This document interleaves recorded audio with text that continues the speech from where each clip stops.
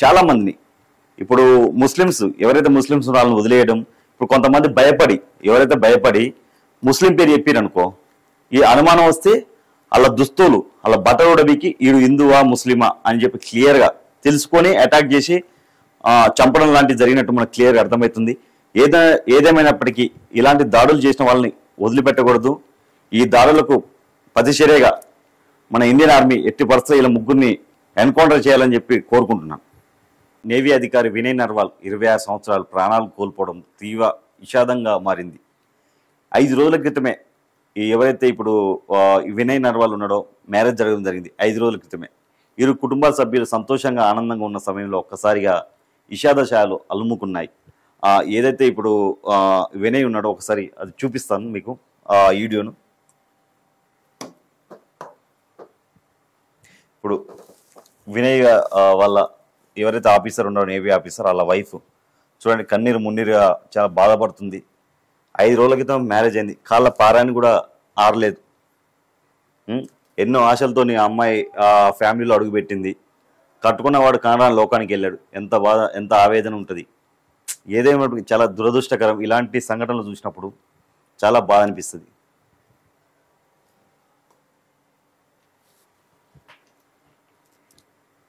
భార్యతో కలిసి హనీమూన్ కోసం వెళ్ళారు. మంగళవారం పాల్గంలో భార్యతో కలిసి నివారిస్తున్నాడు. అంతే ఒక్కసారిగా ఉగ్రముఖాలు ఇరుసుకబడ్డారు. ముష్కరుల తూటాలకి అక్కడికక్కడే వినయ్ నర్వాల్ ప్రాణాలు కోల్పోయాడు. ఉగ్రవాది ఎవరైతే ఉగ్రవాది ఉన్నాడో ఆ ఉగ్రవాది వినయ్ని అడగడం జరిగింది.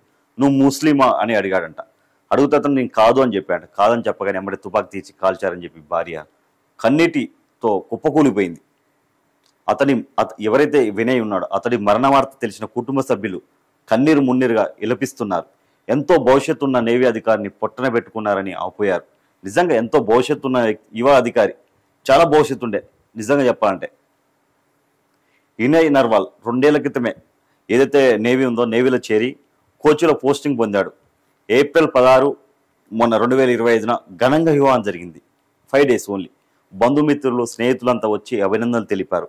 ఇక ఏప్రిల్ 19న గ్రాండ్గా రిసెప్షన్ కూడా ఇచ్చాడు. భార్యతో కలిసి ప్రకృతిని ఆస్వాదించడానికి కాశ్మీర్కి వెళ్ళాడు. కానీ మృత్యు రూపంలో వస్తుందని ఊహించలేకపోయాడు. ముస్కర్లు పొట్టన పెట్టుకున్నట్టు రక్షణ శాఖ తెలిపింది. వినయ్ నర్వాల్ మరణ వార్తతో ఇరుగు పొరుగు వారు స్థానికులు దుఃఖంలో మునిగిపోయారు. మంచి భవిష్యత్తున్న యువ అధికారిగా గుర్తు చేస్తున్నారు. ఈ విధంగా ప్రాణాలు కోల్పోవడం తీవ్ర దిగ్భ్రాంతి కలిగించిందని ఆవేదన చెందారు. ఏదేమైనప్పటికీ చాలా బాధాకర విషయం. ఎందుకంటే ఎంతో భవిష్యత్తు ఉన్న వ్యక్తి, చాలా సంవత్సరాలు సర్వీసు చేసేవాడు. అలాగే ఒక దగ్గర 5 days అయింది మ్యారేజ్ అయ్యి. ఈ పాప ఈ అమ్మాయి ఎన్నో ఆశలతోని ఆ కుటుంబంలో అడుగుపెట్టుండొచ్చు, చాలా భవిష్యత్తు ఊహించుకొని ఉండొచ్చు. కానీ తన కళ్ళ ముంగటనే తన భర్తని నువ్వు ముస్లిమా అని అడిగితే కాదని చెప్తే పాయింట్.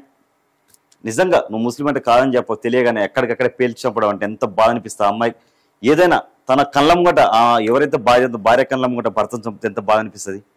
ఎన్నో ఆశలతో ఆ ఫ్యామిలీలో అడుగుపెట్టినాలి. కానీ లాస్ట్కి ఆ అమ్మాయికి మనోవేదన మిగిలిచ్చాడు. నిజారు.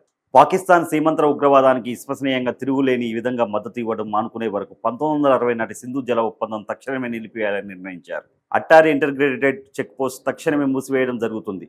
చెల్లుబాటు అయ్యే అనుమతితో సరిహద్దు దాటిన వారు 2025 మే 1 ఆ మార్గం ద్వారా తిరిగి రావచ్చు. సార్క్ వీసా మినహాయింపు పథకం SVES వీసా కింద పాకిస్తాన్ జాతీయులు భారతదేశానికి ప్రయాణించడానికి వీల్లేదు. పాకిస్తాన్ జాతీయులకు గతంలో జారీ చేసిన SVES వీసాల రద్దు. SVES వీసా కింద ప్రస్తుతం భారతదేశంలో ఉన్న ఏ పాకిస్తాన్ జాతీయుడైనా భారతదేశం విడిచి వెళ్లడానికి 48 గంటలు గడువు. ఇస్లామాబాద్లోని భారత హైకమిషన్ నుండి భారతదేశం తన రక్షణ, నావికాదళ, వైమానిక సలహాదారులను ఉపసంహరించుకుంది. సంబంధిత హైకమిషన్ రద్దు.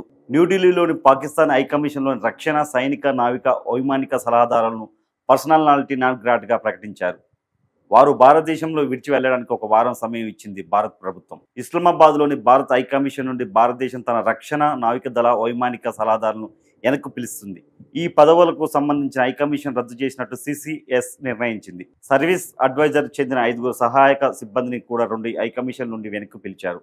2025 మే 1 నాటికి మరింత తగ్గించడం ద్వారా మొత్తం హైకమిషన్ సంఖ్య ప్రస్తుతం 55 నుండి 30కి తగ్గుతుందని విదేశాంగ కార్యదర్శి విక్రమ్ మిస్రీ అన్నారు. ఇది కేవలం ఆంక్షలు, కొన్ని నిర్ణయాలు మాత్రమే. అసలు సిసలైన రివెంజ్ ఇకపై ఉంటుందన్న స్థాయిలో అంతకుముందు మాట్లాడారు రక్షణ మంత్రి రాజ్నాథ్ సింగ్. ప్రపంచం ఆశ్చర్యపోయే సమాధానం ఇస్తామన్నారు రాజ్నాథ్.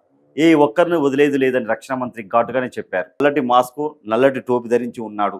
అతను ఓ జంటతో మాట్లాడి వెంటనే భర్తను కాల్చి చంపాడు. ఒక జంట ఎవడైతే ఆ ఉగ్రవాది ఉన్నాడో ఒక జంటతో మాట్లాడాడంట. అయితే మాట్లాడుతుంటే మామూలుగా అనుకున్నాడంట. మాట్లాడి ఎమ్మటే ఎవరైతే ఆ జంటతో మాట్లాడినో ఒక భర్తని ఆ జంటతో పాటు ఉన్న ఆ అమ్మాయితో పాటు ఉన్న ఎవరైతే జెంట్స్ ఉన్నాడో అతన్ని కాల్చి చంపాడంట.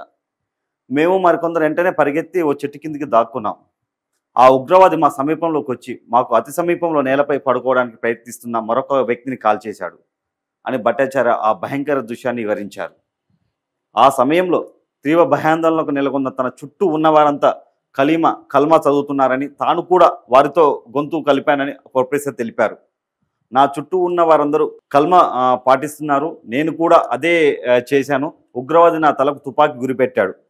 ఆయన తలకి ఉగ్రవాది తుపాకీ కూడా గురిపెట్టగా నేను చదువుతున్నది విని అక్కడి నుంచి వెళ్ళిపోయారు. అందరూ లా ఇలాహి అని చదువుతుంటే నేను కూడా అదే అన్నాను.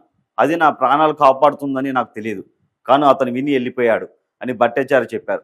ఆ ప్రాంతంలో మొత్తం 4 ఉగ్రవాదులు వేరువేరు దిశలో కాల్పులు జరుపుతూ కనిపించారని ఆయన పేర్కొన్నారు. తమ వద్దకు వచ్చిన ఉగ్రవాది వెళ్ళిపోయిన తర్వాత తాము 7 అడుగుల కంచె దూకి అక్కడి నుంచి పరిగెత్తామని భట్టాచార్య గారు తెలిపారు. ఆ దారిలో ఓ స్థానిక కుటుంబాన్ని కలిశామని, వారు బయటకు వెళ్లే మార్గం చూపించారని అన్నారు. తమ గైడ్ కూడా ఎత్తుక్కుంటూ వచ్చి తమను కలుసుకున్నాడని, అనంతరం డ్రైవర్ తనను శ్రీనగర్కు సురక్షితంగా చేర్చాడని ఆయన వివరించారు.